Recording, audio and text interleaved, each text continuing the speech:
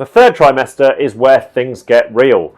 Your partner is exhausted, sleep becomes unpredictable, discomfort ramps up, and suddenly that due date, well, it doesn't feel far away anymore. And for many of us, this is the moment the reality of fatherhood finally hits. Because the countdown has started, and how you show up now in these final weeks can make a huge difference to how supported and confident your partner feels heading into labour. So this episode is about preparing you for the home stretch, what to expect, how to support her properly, and the practical things you should be doing before baby arrives. You're not just expecting a baby, you're becoming a father. And there's a difference. Most men don't realise this until it's too late.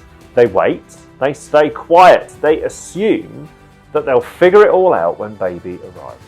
And then one day, they're exhausted, disconnected, and wondering how they became a passenger in their own family. This series exists to stop that from happening.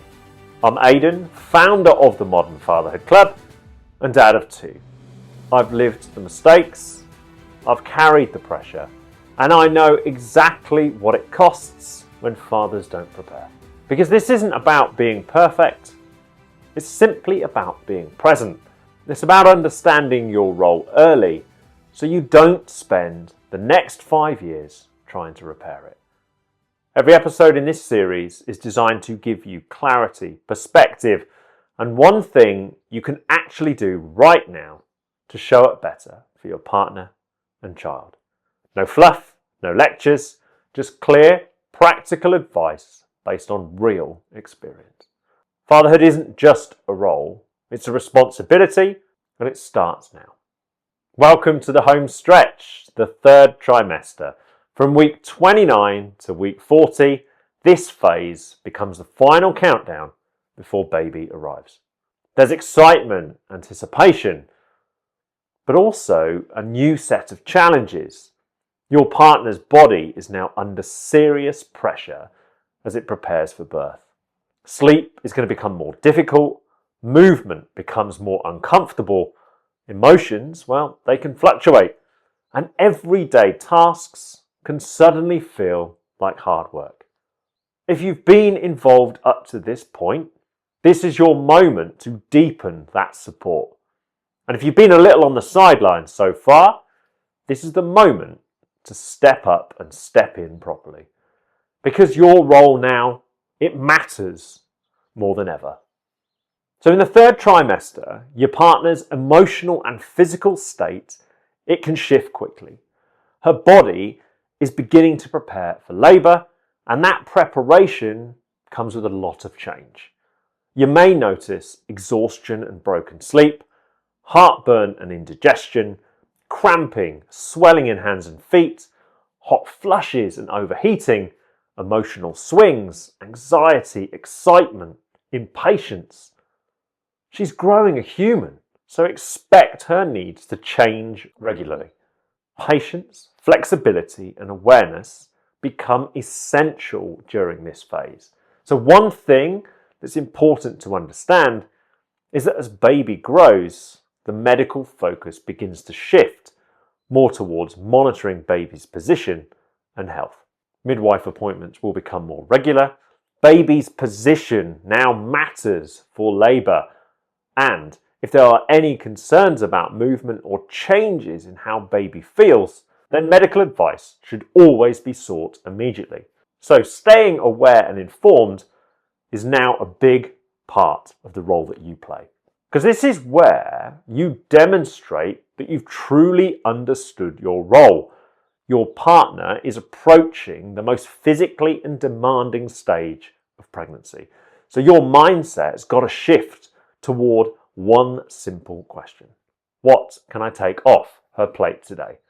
That might mean cooking meals, handling errands, doing the shopping, taking care of those basic household tasks, managing practical jobs around the home, and if she's still working, encouraging flexibility where possible. Think flexible hours, remote work, anything that reduces stress and fatigue during these final weeks. Because many women want to work as long as possible to preserve their maternity leave. So practical support from you, well, that becomes even more important.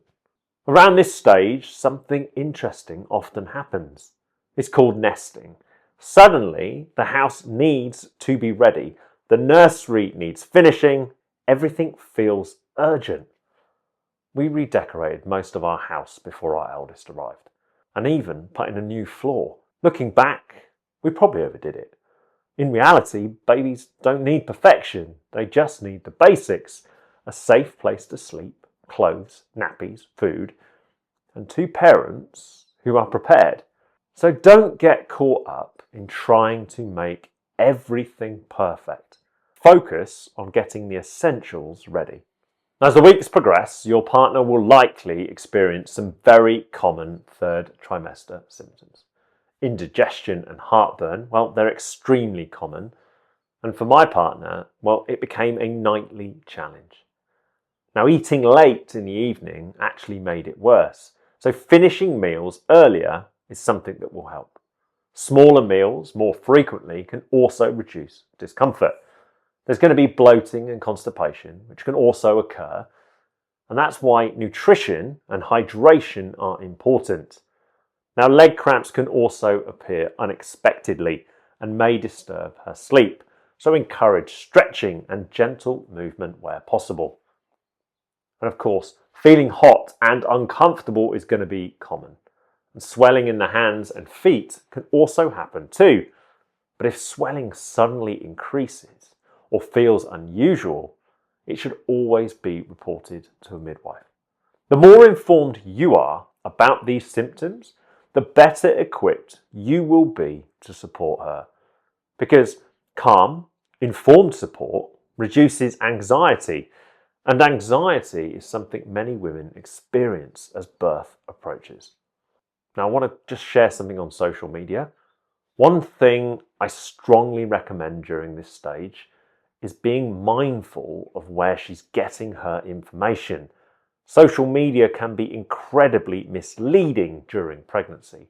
Algorithms often push unrealistic expectations, perfect pregnancies, perfect bodies, perfect births. And that can quietly damage confidence. So encourage her to rely on trusted sources instead: midwives, medical professionals, reliable guidance. Because real information, that builds confidence. Social media, it often builds anxiety.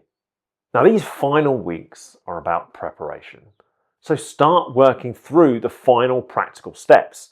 Is the crib built? Is the hospital bag ready? Are the baby clothes washed and ready? Is the house organised for those first few weeks? These might seem like small things, but every task you handle, well, it reduces the pressure on her. One other thing to think about is staying engaged in the antenatal classes. If you're attending them, ask questions and understand what happens during labour. And a win here: continue communicating openly with your partner about how she's feeling physically and emotionally. And flexibility, I cannot stress this enough. That matters here. What works this week might not work next week. So be flexible in your approach. Understand as best you can what she needs. Recognise the pressure. Recognise the stress and the strain that she's carrying as she gets into the latter stages of this trimester and she's still at work. And understand what you can do to lighten that load. It's not about taking over. It's about offering the right support when she needs it. But importantly, and I cannot stress this enough, do it before you're asked. If there's something that needs doing, get it done. If it's something easy that takes the stress and the strain away from her, do it. Because you want her mentally ready for birth. You want her mentally prepared for the change that she is about to experience. She is going to have disrupted sleep. She is going to have a disrupted diet. She is going to feel uncomfortable. Your role, as best you can, is to help her stay comfortable, healthy, and focused on the objective, which is bringing your baby into the world. The more you do at this stage, the more comfortable she will feel, the more confident she will feel going into labour.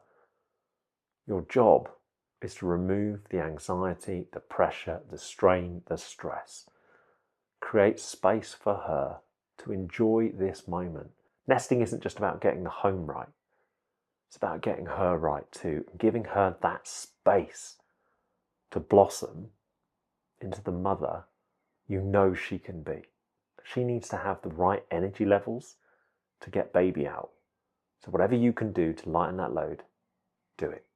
And look, if you can focus on one thing in the third trimester, take charge of those final preparations.